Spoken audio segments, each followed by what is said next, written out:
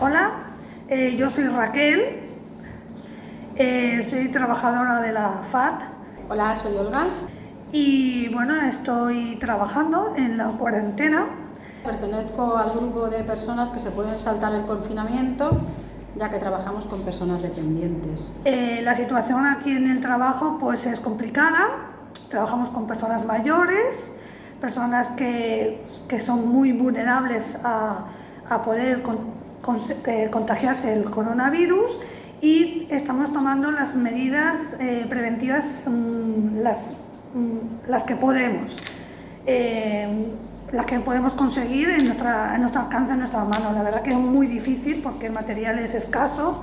Hay muchas compañeras que ya no pueden venir a trabajar por el tema de la situación. Tenemos una situación súper complicada. Hemos tenido contacto directo con el coronavirus. Hemos tenido pérdidas ya de personas y bueno, la situación es complicada. Y bueno, solamente deciros que a pesar de todo esto, nosotras hemos trabajado antes de la pandemia, estamos trabajando durante la pandemia y yo particularmente espero seguir trabajando después de la pandemia. Hacemos todo lo que podemos, intentamos cuidar a las personas lo mejor posible. Habéis pedido una iniciativa bonita, pero es que aquí en particular no hemos podido hacer ninguna iniciativa bonita.